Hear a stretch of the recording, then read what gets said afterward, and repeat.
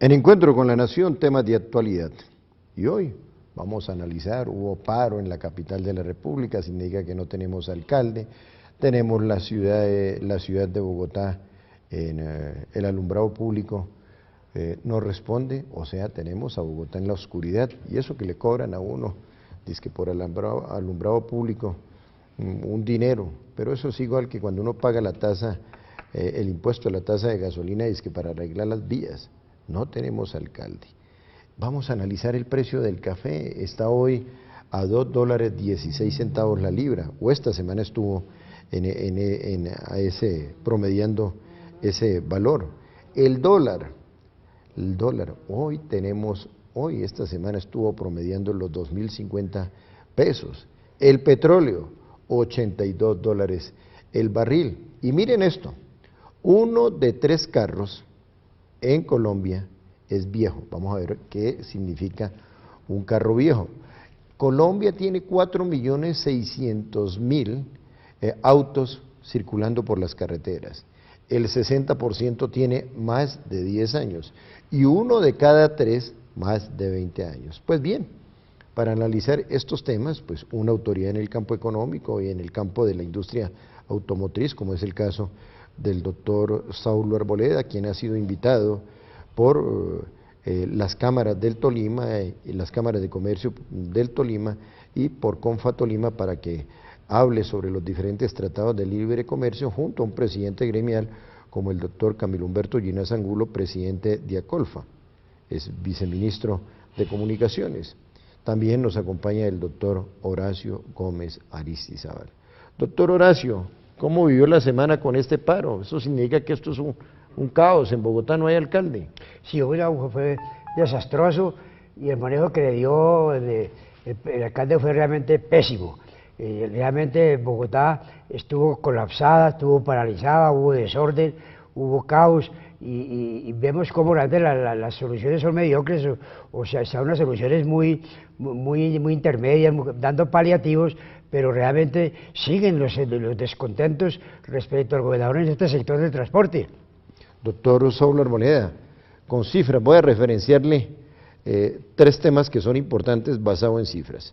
Dólar, café y petróleo, la canción de Ana y Jaime. El dólar ya llegó a los 2.048 pesos, lo hemos dicho en épocas recientes, cuando el dólar no sobrepasaba los 2.000 pesos. ¿Qué significado tiene para el sector económico que el dólar hoy esté promediando los 2.050 pesos? Muy grave, yo creo que al factor positivo de estimular las exportaciones chocan con ese factor positivo muchos efectos negativos. Primero que todo, la deuda externa, usted sabe, debemos 95.000 millones de dólares. Permítame, doctor, 92.000 millones de dólares, significa que un niño que está naciendo le debe hoy a la banca internacional 40 millones de pesos. Usted sabe que por cada peso que se devalúe, pues se incrementa fuertemente el servicio de la deuda.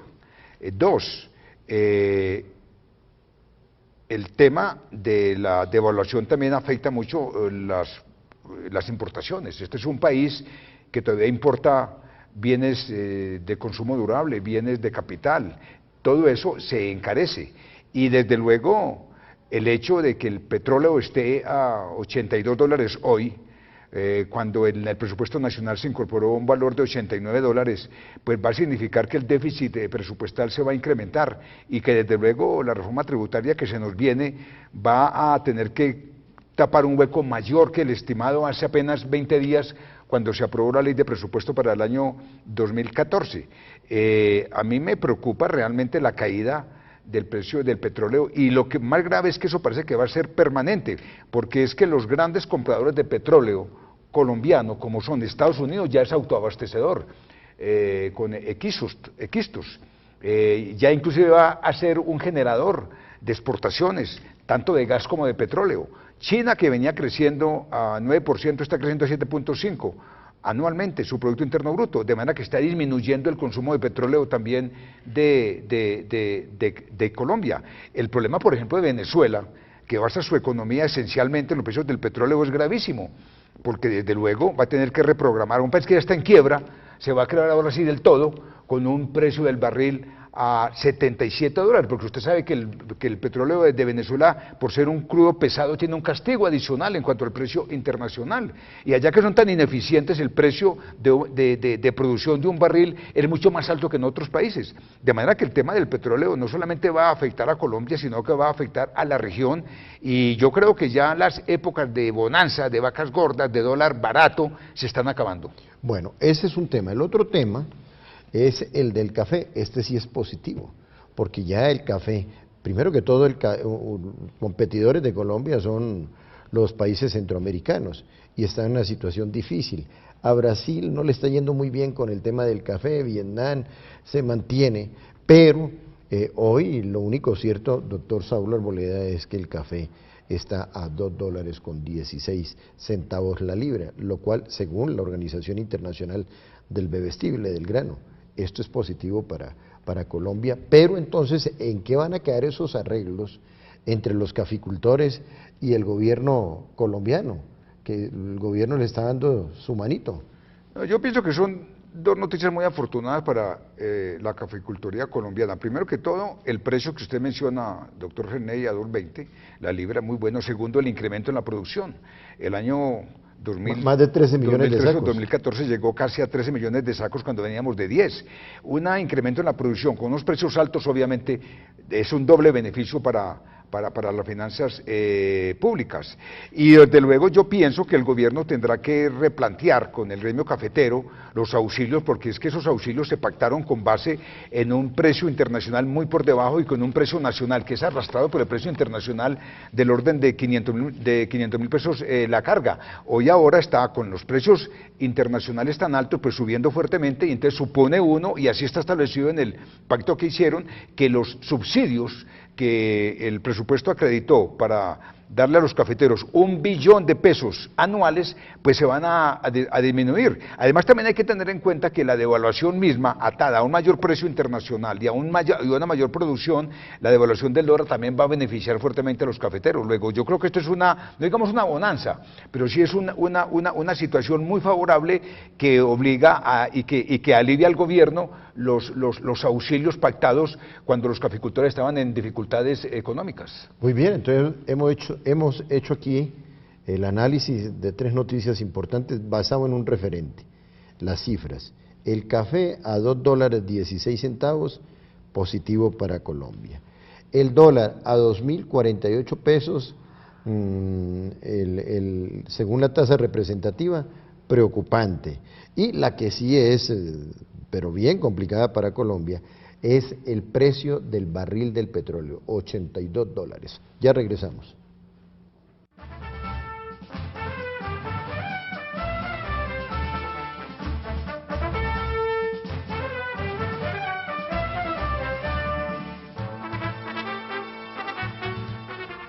Doctor Saulo Arboleda, usted fue presidente de Renault Sofasa, fue presidente de un gremio Azocar que tiene que ver con el sector automotor.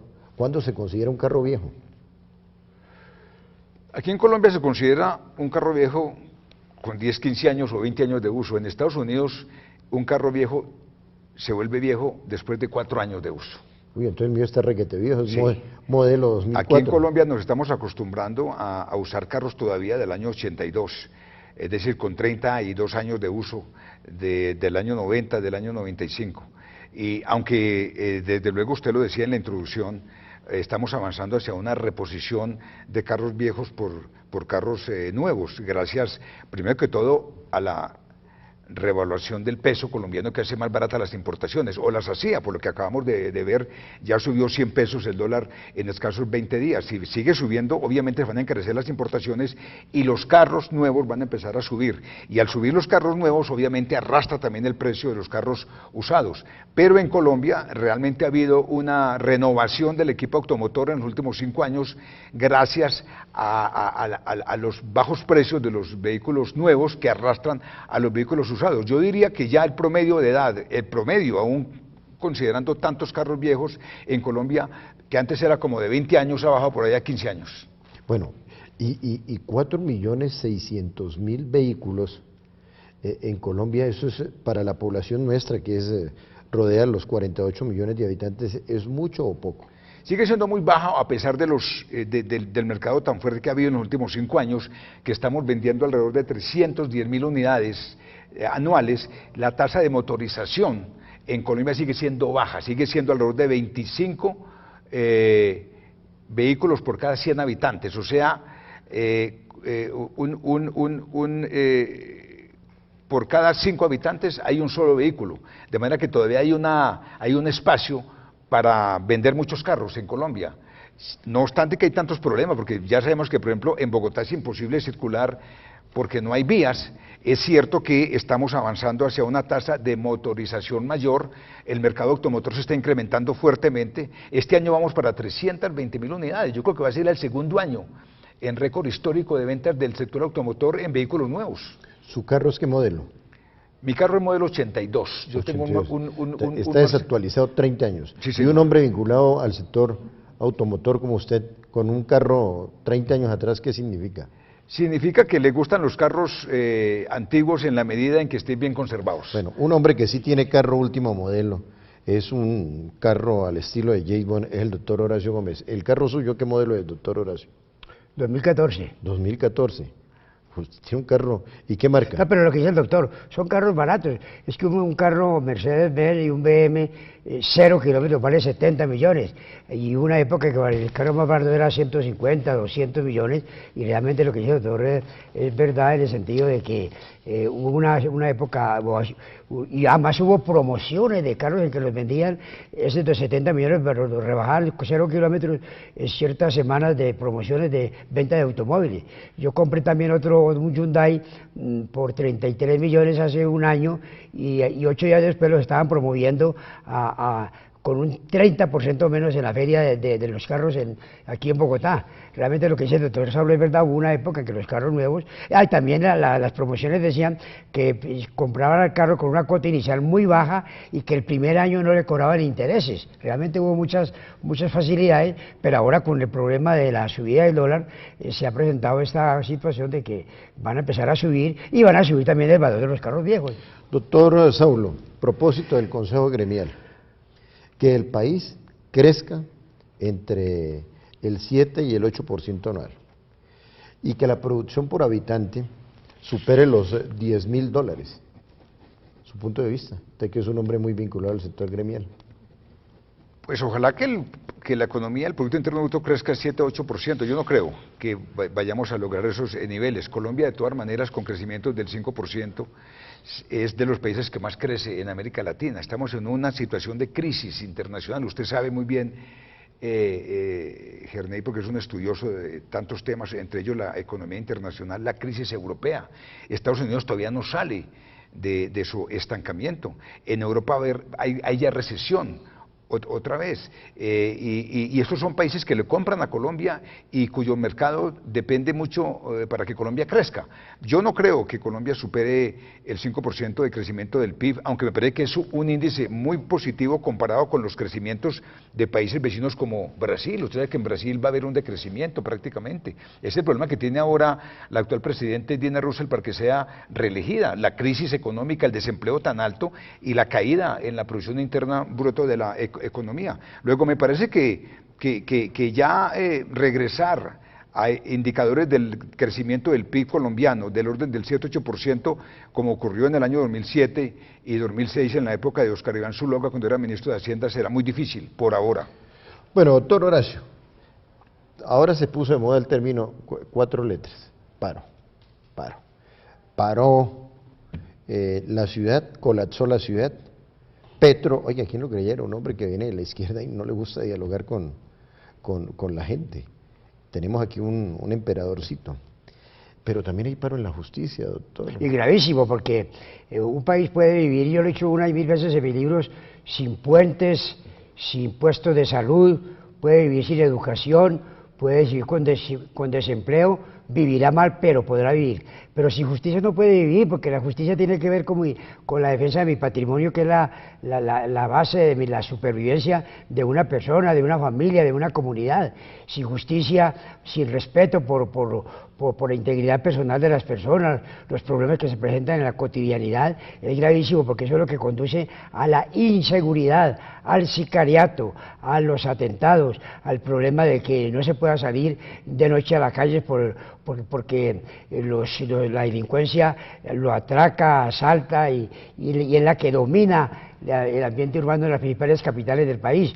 Y yo he dicho que si un hospital no recibe a enfermos, que porque no hay camas y se mueren en la calle o se mueren en las avenidas, pues habría un escándalo pavoroso. Y con la justicia está pasando algo peor, que es eso, el de que no reciben denuncias, no reciben demandas, no aceptan nada, que porque hay problemas con el gobierno en el sentido de que llevan varios meses sin pagarle el sueldo a los funcionarios de descongestión. Cada juez tiene 500, 1.000.000 de negocios, 1.000 negocios, y yo pregunto si el año tiene 365 días y un juez tiene 500 expedientes, todos sabemos que es imposible que haya evacuación y despacho de los negocios, que atienda negocios. Entonces han nombrado unos jueces de descongestión para medio ayudar a ese tema de la parálisis de la justicia. Pero ¿qué ocurre? Que a esos jueces de descongestión le están debiendo 3, 4 meses.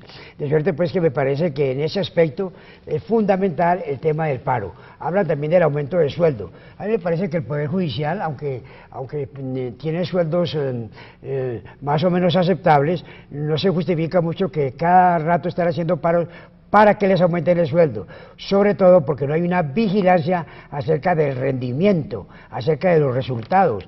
De suerte pues que a mí me parece que en ese sentido el Consejo de la Judicatura, que precisamente por haber sido suspendido o eliminado ya en las reformas que se están tramitando en el Senado de la República, está en cierta forma como venganza y como retaliación contra la clase política y contra el gobierno, apoyando este paro, que también piden aumentos de sueldos, y a mí me parece que no es justo porque comparativamente el sueldo de un juez de 12 millones, de 10 millones, es muy superior a lo que gana la inmensa mayoría, el 90% de los empleados de Colombia en el sector privado y en el sector público. Pues deja muy preocupado lo que ha dicho el doctor Horacio Gómez, que es un gran jurista, que el Consejo Superior de la Judicatura, oiga, hay que leer las hojas de vida.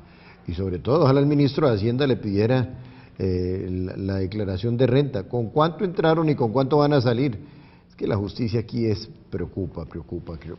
Ya regresamos.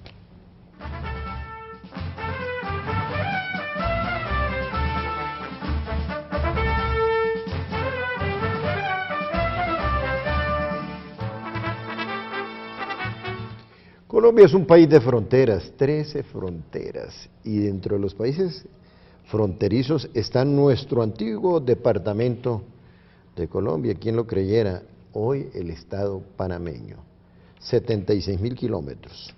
Con Panamá, ¿qué sucede? Tenemos 3 fronteras, una terrestre de 266 kilómetros, otra frontera por el lado del Mar Balboa o Mar del Sur, bueno, el Océano Pacífico, para que nos entendamos, y otra en el Mar Caribe, Océano Atlántico. Es más, Colombia participa en los Juegos Centroamericanos y del Caribe, que los gana generalmente Cuba. Colombia había descuidado inicialmente el mercado común centroamericano, pero Bolívar y Francisco Morazán lo plantearon, la necesidad de integrar estos pueblos. Con Panamá nos une toda una historia, es país hermano. Pero mire, doctor Saúl Arboleda, no fue un error declarar paraíso fiscal a Panamá, y sobre todo donde están los grupos financieros de este país, Banco de Colombia, el Grupo Aval, donde pues hay gran cantidad de dinero. Hay que recordar que hay 40.000 millones de dólares que están por fuera, y el gobierno necesita traer esa platica, o sobre todo que se registren. Desde aquí le estamos haciendo un llamado para que por las buenas retornen esos dineros. Pero bueno, doctor Saúl Arboleda, esta situación es un poco Sí, Gernel, como usted lo indica, complicada. la verdad es que uno no puede oponerse a que haya una transparencia en las cuentas públicas, y desde ese punto de vista uno ve positiva la acción del gobierno de querer sincerar las relaciones fiscales, económicas con sus países, y sobre todo con aquellos países donde pueden los colombianos sacar sus capitales sin declararlos ante el Ministerio de Hacienda colombiano. Sin embargo, yo pienso que es muy buena la decisión que finalmente se acordó ayer entre la Cancillería panameña y la Cancillería colombiana de no solamente Colombia eliminarle su calificativo de paraíso fiscal a Panamá, sino de Panamá aceptar, ya con un año adicional de plazo, para intercambiar información y acordar un convenio de intercambio de información financiera entre Colombia y Panamá. A mí me parece que esto hay que manejarlo con mucha diplomacia y con mucha astucia política, entendiendo de un lado que hay que sincerar el tema fiscal, y que los colombianos que tengan plata en el exterior pues deben por lo menos pagar un impuesto sobre ello. Y en segundo lugar, teniendo en cuenta que Panamá es un país que es el tercer comprador de bienes colombianos. La balanza comercial entre Colombia y Panamá es de 2.500 millones de dólares, de los cuales 2.400 le vende Colombia a Panamá. Doctor, pero perdón, doctor Horacio, porque ya el tiempo se nos vino encima. Recordemos, Panamá, la burla. José Manuel Marroquín dijo, pero ¿de qué se preocupan colombianos? Si me entregaron un país les devuelvo dos. Recordemos que Marroquín, Miguel Antonio Caro, Marroquín fue el que escribió el libro y preguntado... Pero un momentico. Esto debe ser diálogo y no monólogo respecto a ese punto. Panamá se anexó a Colombia después de la independencia y hizo más de 5 guerras para desanexarse. Ese fue uno de los elementos que significó el afán de Panamá de separarse. De otro lado, el imperialismo yanqui, que intervino de forma muy decisiva para que Panamá se separara. De otro lado, no olvidemos que Panamá jamás se integró a Colombia, como sí lo hizo Cartagena, Medellín, Popayán, Pasto, que en cambio Panamá siempre ha sido harina de otro costal. Y esa frase famosa que le atribuyen fueron chistes bogotanos que no tenían ningún respaldo en la realidad, porque en realidad en ese terreno también hubo mucha responsabilidad política de los gobiernos del momento, pero más también de la oposición, que centró la guerra en Panamá en ese momento, y eso desde luego significó el incendio de Colón, que fue lo que más exacerbó a los panameños para insistir en su desanexión. Se anexaron y se quisieron desanexar. Bueno, muy bien. En todo caso, termino con la historia. Cuando le preguntan a Miguel Antonio Caro, ya para finalizar, sobre el moro, dijo que el moro, que figuraba escrito por José Manuel Marroquín, el hombre que dijo que le entregaron un país y devolvió dos, pues Miguel Antonio Caro dijo que el moro lo había escrito era el caballo, no José Manuel Marroquín. Que Dios les bendiga. Muy bien.